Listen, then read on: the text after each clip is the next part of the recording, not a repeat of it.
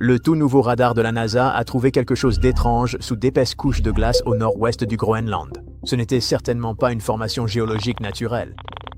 En comparant les nouvelles cartes radar avec d'anciens plans de construction, l'équipe de la NASA a réalisé qu'elle venait de redécouvrir par hasard Camp Century, une colonie oubliée totalement enfouie sous la glace.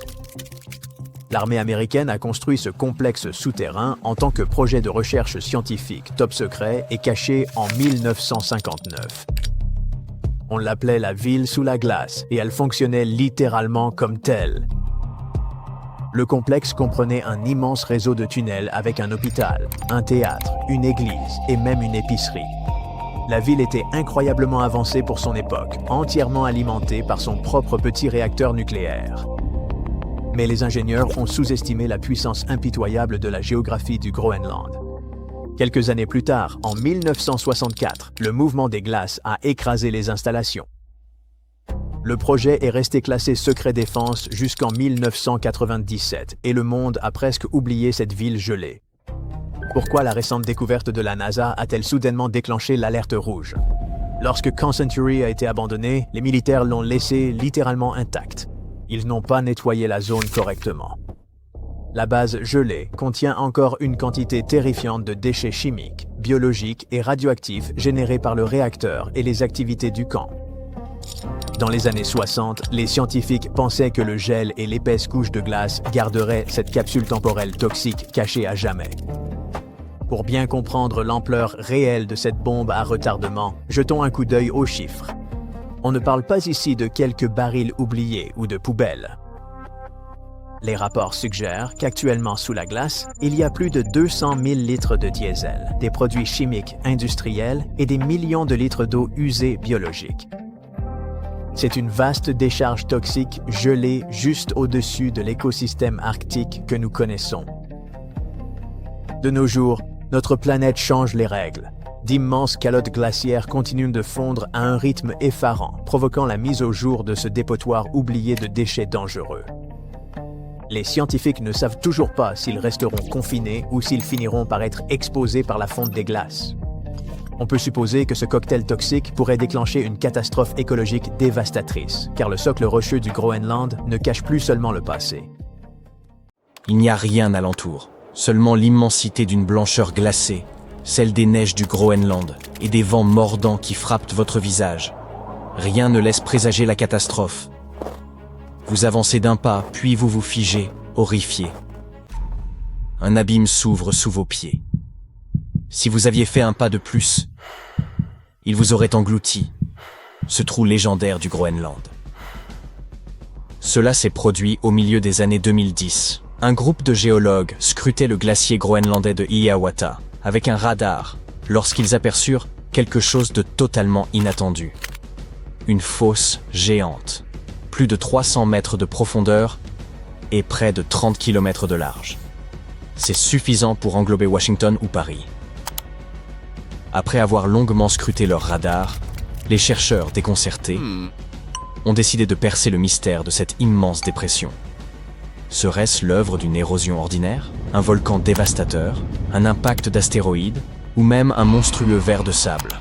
Peut-être ai-je exagéré avec cette dernière idée, mais qui sait ce que ces anciens glaciers peuvent encore nous réserver? Quoi qu'il en soit, ce mystère en a appelé un autre, qui défiait la compréhension des scientifiques depuis plusieurs décennies. Et pour élucider ces deux énigmes, il leur fallait un élément aussi banal que fondamental. Le quartz, l'un des minéraux les plus répandus dans la croûte terrestre. Mais avant de nous aventurer plus loin dans cette investigation, permettez-moi de faire une petite parenthèse pour évoquer un phénomène étrange, l'événement du Dryas récent. Pour comprendre ce phénomène, nous devons remonter dans le temps. Il y a environ 12 900 à 11 600 ans. À cette époque, la planète a subi un refroidissement important, notamment en Europe et en Amérique du Nord. Abordons à présent ce changement climatique étrange dans l'hémisphère nord. Plusieurs théories existent. L'une évoque un changement des courants dans l'océan Atlantique, une autre mentionne un événement de grande ampleur projetant des tonnes de poussière, bloquant ainsi la lumière du soleil. Les deux hypothèses les plus plausibles sont une éruption volcanique ou un impact d'astéroïdes. En effet, une éruption volcanique a eu lieu en Allemagne à peu près à cette époque. Mais il est aussi possible qu'un objet spatial ait frappé la Terre durant cette période. Revenons maintenant au trou découvert au Groenland. Lorsque le programme Icebridge de la NASA et l'Institut Alfred Wegener ont fait cette découverte, il semblait que la cause de l'événement du dry ice récent était enfin élucidée. Mais était-ce réellement un astéroïde qui avait creusé ce gouffre et provoqué la chute des températures de l'hémisphère nord? Pour vérifier cette hypothèse, les chercheurs avaient besoin de quartz. Le quartz, sous sa forme pure, présente une structure simple. Il est composé de tétraèdres de silicium et d'oxygène. Il est aussi efficace qu'esthétique, avec ses cristaux prismatiques à 6 faces. En raison de la simplicité de sa structure et de la disponibilité de ses composants, le quartz peut être trouvé dans presque toutes les roches de la planète. Au fil du temps, les roches plus grandes s'érodent, libérant des grains de sable de quartz. Les scientifiques étudiant la fosse mystérieuse ont collecté le sable de quartz qui avait été expulsé sous le glacier. Cela permettait d'observer les roches situées au fond du gouffre sans avoir à y descendre. Pratique, n'est-ce pas? En analysant ce sable, ils ont découvert des grains de quartz marqués par des signes évidents de catastrophe. Des PDF étaient visibles sur toute leur surface. Non, on ne parle pas là d'un format de document. Les PDF désignent les éléments plans de déformation qui apparaissent sous forme de lignes gravées à la surface du cristal. Ces lignes sont caractéristiques du quartz choqué, qui se forme sous une pression extrême lorsque les cristaux internes sont déplacés.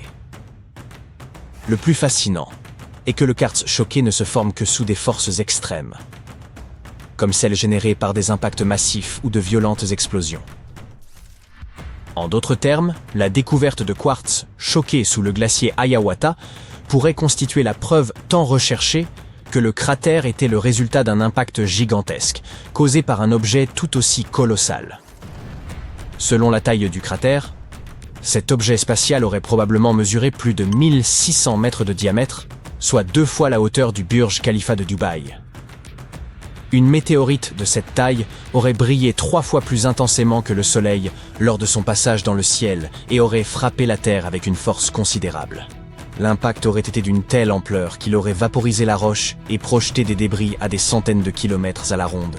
Le ciel aurait alors été obscurci par une épaisse poussière, diminuant la luminosité du Soleil et provoquant un refroidissement global. Et devinez quoi? Cette réduction des températures a suscité un grand enthousiasme chez les chercheurs, car elle a donné naissance à l'hypothèse selon laquelle cet impact pourrait être lié à l'événement du dry ice récent. Afin de valider cette théorie, ils ont de nouveau fait appel au quartz. Ils l'ont alors examiné de manière plus approfondie pour tenter de dater l'impact. Et quelle ne fut pas leur surprise? Le cratère de Hiawatha ne datait pas de 12 000 ans, mais de 58 millions d'années. D'un côté, les chercheurs étaient déçus de ne pas avoir pu confirmer leur hypothèse, car le cratère ne permettait pas d'expliquer le refroidissement du dry ice récent. D'un autre côté, cette découverte restait d'une importance capitale. Préparez-vous à un dernier rebondissement dans cette affaire, qui concerne une fois encore le quartz.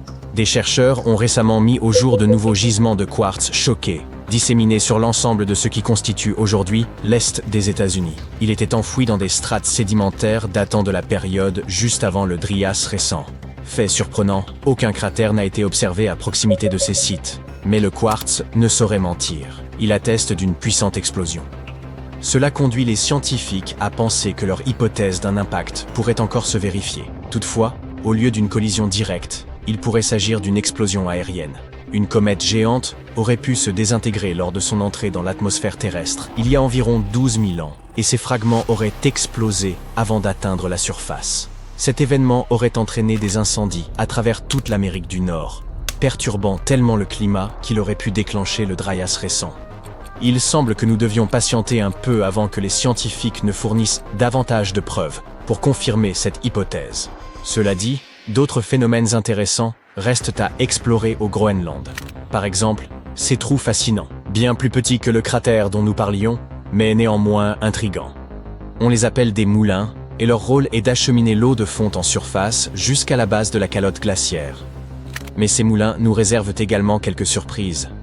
En effet, d'après une étude récente fondée sur des observations directes et des explorations de terrain, leur taille est bien plus importante que ce que nous imaginions. Plus intéressant encore, ce volume accru pourrait avoir une influence sur la stabilité de cette immense calotte glaciaire et sur la rapidité avec laquelle elle se déplace vers la mer. Les chercheurs estiment que l'augmentation de la profondeur et de la pression de l'eau à l'intérieur des moulins pourrait agir comme un lubrifiant à la base de la calotte glaciaire, accélérant ainsi son déplacement, un peu comme un glaçon glissant sur une fine couche d'eau. Jusqu'à récemment, nous ignorions presque tout de la véritable taille des moulins et de la quantité d'eau qu'ils pouvaient contenir. Aujourd'hui, nous savons qu'ils peuvent être gigantesques. L'équipe de recherche a effectué 2 expéditions sur la calotte glaciaire du Groenland, en 2018 et en 2019.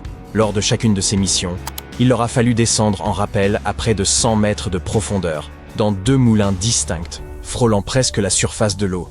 Ceux qui ont pris part à cette exploration l'ont décrite comme une expérience intimidante. Imaginez-vous au bord du vide, le dos incliné vers l'abîme, avec pour seul horizon une glace aux reflets bleutés qui s'enfonce dans les ténèbres. Le silence n'est rompu que par le fracas sporadique de la glace qui se brise. Une immersion aussi vertigineuse qu'inquiétante. Ces taches sombres sur la calotte glaciaire du Groenland ne sont pas de simples imperfections. Chaque été, la glace, d'ordinaire d'une blancheur éclatante, se teinte de gris dans certaines zones.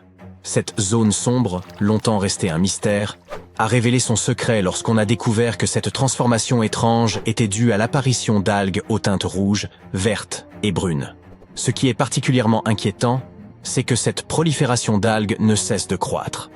La zone sombre s'assombrit davantage, et l'apparition de microbes inquiétants pourrait bientôt suivre. Il est désormais impératif que le reste du monde s'en inquiète. La calotte glaciaire du Groenland, véritable géant de glace, recouvre environ 80% de l'île et abrite près de 8% des réserves mondiales d'eau douce sous forme de glace. Pendant la majeure partie de l'année, elle s'étend telle une vaste étendue immaculée.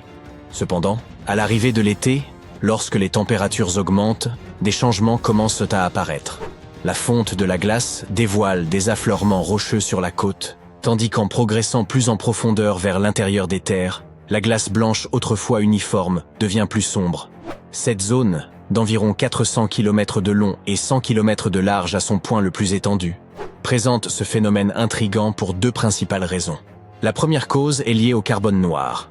À l'image de la poussière qui s'accumule sur vos meubles, la calotte glaciaire du Groenland subit un processus similaire. Le vent transporte des particules de poussière et de suie jusqu'à ces régions glacées. Mais contrairement à votre mobilier, impossible d'éliminer cette accumulation d'un simple coup de chiffon. Sur les glaces du Groenland, ce mélange de particules fines s'installe pour des millénaires. Ainsi, cette zone sombre est recouverte d'une fine couche de poussière accumulée au fil du temps. En 2014, des chercheurs ont étudié ce dépôt et constaté que les régions les plus sombres de la glace contenaient une concentration élevée de carbone noir. Ce carbone noir ne s'est pas formé par hasard. En réalité, il est issu principalement des fumées générées par d'anciens incendies de forêt au nord du Canada et en Alaska. Comme on peut s'en douter, le carbone noir étant lui-même de couleur foncée, il provoque un obscurcissement de la surface de la glace. La deuxième cause majeure de la transformation estivale de la calotte glaciaire concerne les algues mentionnées plus tôt. Il s'agit principalement de 2 espèces, l'Ancylonema alaskana et l'Ancylonema nordenskioldi. Ces algues affectionnent particulièrement les environnements d'eau froide. Durant l'hiver, elles entrent dans un état de dormance et restent profondément enfouies dans la glace, attendant des conditions favorables pour réapparaître. Lorsque le printemps arrive, ces algues commencent progressivement à remonter à la surface. À l'approche de l'été, elles sont prêtes à fleurir et à profiter de presque 24 heures de lumière solaire chaque jour pour effectuer la photosynthèse et croître. En temps normal, ces algues affichent une teinte verte, mais une fois exposées au soleil, elles se teintent de brun, ce qui constitue une méthode naturelle de protection contre les rayons ultraviolets nocifs. Ce changement de couleur contribue également à l'assombrissement des glaces du Groenland. Jusqu'à présent, ce comportement était normal. Ce qui est véritablement préoccupant, c'est que les floraisons d'algues augmentent en taille chaque année. Ce phénomène s'explique par le fait qu'elles prospèrent grâce au phosphore, un nutriment abondant dans cette région, provenant d'un minéral appelé hydroxyapatite. Ce dernier se retrouve dans une roche qui se décompose en minuscules particules de poussière, transportées par le vent à travers la glace. Avec le réchauffement climatique, les roches deviennent plus sèches et des vents plus puissants soulèvent davantage de poussière. Cette augmentation entraîne plus de phosphore, favorisant ainsi une croissance accrue des algues. Vous saisissez ? Il s'agit d'un cycle qui s'aggrave d'année en année. L'étude de ce phénomène est donc essentielle pour comprendre pourquoi la zone sombre continue de s'étendre. Entre 2000 et 2012, sa superficie a crû de 12%. Vous vous interrogez peut-être sur la gravité de cette situation ? Après tout, n'est-ce pas simplement de la glace qui devient plus sombre ? Eh bien, pas tout à fait. Pensez à votre aversion à porter des vêtements noirs par une journée chaude et ensoleillée. Ceux-ci absorbent de la chaleur et vous font suffoquer. Cela s'explique par le fait que les surfaces sombres captent davantage de lumière solaire. Il en va de même pour la glace. Ensemble, la poussière, le carbone noir et les floraisons d'algues sont responsables d'environ 70% de la variabilité de l'albédo sur la calotte glaciaire du Groenland. L'albédo est un terme technique qui désigne la capacité d'une surface à réfléchir la lumière. Si l'on compare deux surfaces, l'une blanche et brillante, l'autre sombre et rugueuse, la surface blanche reflètera une grande quantité de lumière et de chaleur, ce qui lui conférera un albédo élevé. À l'inverse, la surface sombre absorbera plus de lumière et de chaleur, ce qui résulte en un albédo faible. Durant l'été, la calotte glaciaire du Groenland subit une diminution de son albédo. Cela signifie que la glace capte davantage de lumière solaire et lorsqu'elle en absorbe plus, elle fond plus rapidement que prévu. C'est pourquoi il est crucial de comprendre les dynamiques au sein de la zone sombre. Cela permet de prévoir la rapidité de la fonte de la calotte glaciaire du Groenland et ses répercussions sur le reste du monde. La calotte glaciaire du Groenland est la deuxième plus vaste au monde, couvrant une superficie équivalente à celle de l'ensemble des terres américaines situées à l'est du fleuve Mississippi.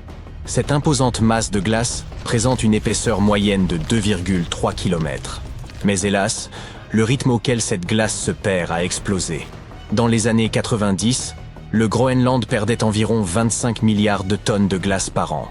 Aujourd'hui, ce chiffre est monté à environ 234 milliards, soit près de 10 fois plus de glace fondue chaque année. Selon la NASA, si la totalité de la calotte glaciaire du Groenland venait à fondre, cela entraînerait une élévation du niveau des mers d'environ 7,40 mètres. Cela pourrait avoir des conséquences catastrophiques pour les pays et les villes côtières à travers le monde. Les Pays-Bas pourraient être entièrement submergés, les Bahamas risqueraient d'être presque totalement anéantis, et de nombreuses îles des Philippines pourraient disparaître.